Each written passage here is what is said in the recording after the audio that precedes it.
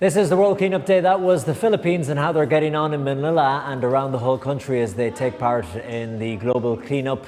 And now I'm joined by Ian and Judith. I'm pronouncing it right. Can you just first introduce yourselves a bit and the organizations that you work with?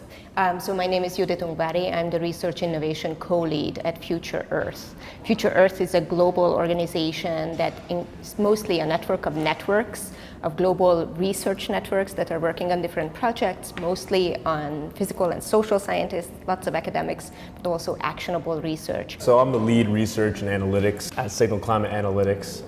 We focus on objective, quantitative, rules-based analytics to all the major stakeholders that we're focused on here today. Investors, asset managers, corporations, all the way down the line. With the work that you do, can you give me an example of kind of something you would work on a common day or a common week? Yeah, so we've launched what we call the Signal Real Transparency Initiative. And Signal Real Transparency Initiative. Yes. You have to make it simple for a dum-dum like me. Well, that's the whole point of the initiative. Yeah. So, these companies are disclosing 300-page sustainability reports. Yeah. And we still don't know the metrics in which we can assess their current performance, their decarbonization trajectory, and how these performance metrics compare to their sector peers. So we'll get a 300-page report, and at the end of it, we'll know nothing about the actual decarbonization initiatives of these companies. So real transparency is really an attempt to take the few metrics that matter most and quantify which companies are disclosing these metrics on a sector-specific basis. Why is it that they produce the documents or their studies or their findings in that way? I don't like to be a cynic, but it could be because they're trying to obscure the real greenhouse gas footprint. Overcomplexity can lead to obscurity. But as regulatory intervention increases and these companies start to face real litigation risk for their climate impact, they're going to need to have standardized, understandable ways to disclose these metrics that matter most. Because in the climate context, where these companies are going, we're all going. Yeah, and now with the greater awareness, it's harder to pull the wool over the eyes as well. Absolutely. So, someone might spend a little more time or digging through a 300-page document, but now there's more awareness of just the whole issue of climate change as well, and what companies their corporate responsibility is and isn't, and so on and so forth. So are you working, is it the companies that hire you, is it independent groups, or who is it that's hiring you? Asset managers, companies, many different clients, but all major stakeholders need to know the metrics in which we can fully understand the current performance of these companies in a climate context, as well as their decarbonization trajectories in comparison with their sector peers. And you can understand how some people would want to know, certain groups of people, but someone like an asset manager, is that because they're thinking of acquiring a company or they want to merge with a company? Yeah, so it's really important for responsible investors, particularly, to identify sector-specific opportunity and risk, and more specifically, the companies within those sectors that are positioned to either capitalize on that opportunity or mitigate that risk. Yeah. Transparency is a large part of understanding that opportunity and risk. But for a responsible investor over the next, towards the end of this decade, sector-specific opportunity risk is really key to building a balanced portfolio. How do you go about making these companies and corporations understand their social responsibility? We're able to engage with these companies directly.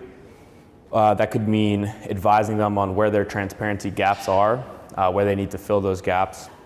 It could be advising them on the opportunities and risks that they face that we see arising in the sector. Engagement is really a key part because we look for the how can we achieve the most in the shortest period of time, and going directly to these companies with our partner and engaging with them seems to have measurable impact. Companies all say they want to do good and they want to be green and they want blah, blah, blah, but really they have a duty to their shareholders, their stakeholders, their board members to make the maximum profit possible. And that's their goal, right? And that's their goal, and no one can fault them for that. No, that's what they are there for. They need to feed families and they need to grow and all that. And how do you, when you're dealing with companies, how do you try and convince them about their social corporate responsibility and while walking that tightrope? Well, we need to make money too, buddy. So I think step number one is regulatory intervention. Yeah. And so you're twisting their arm. You're forcing them to do it. Right. And specifically regulatory intervention on the externalities that these carbon-intensive companies are placing on the environment and on society, whether that be CO2 and methane emissions, whether that be physical waste, as World Cleanup Day is primarily focused on, or whether that be health hazards that society and the environment will face from these externalities. And right now, there has been progress in Europe and in the US with the introduction of the Inflation Reduction Act. But right now it's more of a $1 billion question, and we need to push that into a $1 trillion question. There was an article or a study that came out in the Journal of Science yesterday that found 44% of profits of the top companies globally would be cut if they had to pay for the externalities that they place on both the environment and society. So we view this as a risk as litigation picks up, regulatory pathways start to close, and So that's a good way to combat it. You say to them, well, you may not be obliged to do it now under law, but with possible upcoming regulations, this could cost you a lot of money in the future if you don't nip it in the bud now. It's a risk, no doubt, and for the stakeholders who are involved in these companies, it's a risk worth considering when you make investments. So that's when they start to listen, if they're going to be putting in large sums of money, and it's fascinating. As I was listening, I was thinking, okay, regulation, that's the stick. Yes. But we could have a carrot as well. If you're talking to business, maybe show them, if you used the sawdust from that tree for making composite materials, that could be another way of income, getting I'm sure that's what you do with them yeah. too. You look at the opportunity and say, well, have you ever thought of this revenue stream from this? And even if you break even on it, reputationally, it looks great in the corporate booklet every year. Yeah, and maybe that's where there is innovation or room for innovation. Yes. Maybe there is an issue with those composite materials. So talk to the engineers who are working on material science and making it more cost effective, making it, have a less of an environmental footprint, whatever is the driver. Are they interested in that, Ian? Yeah, so we call this concept industrial evolution. Industrial revolution. Evolution. Maybe revolution. I thought you were doing a revolution again. I was like, I missed this? Yeah, There's another revolution? Where have I been? Simply said, it's advancements in sustainability-related technology and infrastructure. Example is, innovations in renewable energy, energy storage capacity. Infrastructure tends to follow advancements in technology. So take the example of the ever-expanding EV charging network or distributed home solar. Here's the however. How are we to assess the current performance and the decarbonization trajectory as these new technologies are rolled out if we don't have transparent reporting of your current and forecasted emissions? Yeah. So it's great that you can innovate your technology and you can improve your efficiency, and we can have these creative solutions to industry, practices. Yes. However, we need to know how you're performing now in a climate context, and we need to know where you're going in order for us to assess how effective these technologies are in flattening the curve. The data is skewed as well, Ian, to a larger extent because of the added complication here, which is everything is politicized.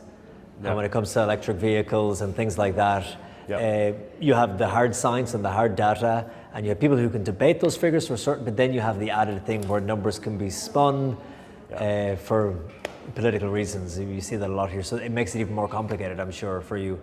Absolutely. When you say the numbers can be spun, there's the example we've been working with in the auto sector, that for the dominant emissions in the auto sector is Scope 3 Category 11, which is use of sold products. Simply said, tailpipe emissions, right? Yeah. When companies are calculating these tailpipe emissions, they're at liberty to decide the vehicle lifetime distance used in these calculations. So you would assume that a company that sets a vehicle lifetime distance unrealistically low would have a lower footprint on paper. They say their cars only make it 80,000 miles, even though their commercials sing reliability. On paper, they say their vehicles only last 80,000 miles, which results in a very low disclosure number for that Scope 3 Category 11 tailpipe emission. So spinning numbers is kind of the name of the game here.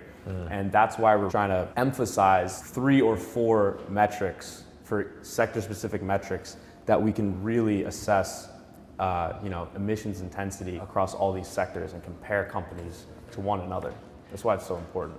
With all these spinning numbers. My head is spinning here. I don't know about you at home, but that was a fascinating conversation.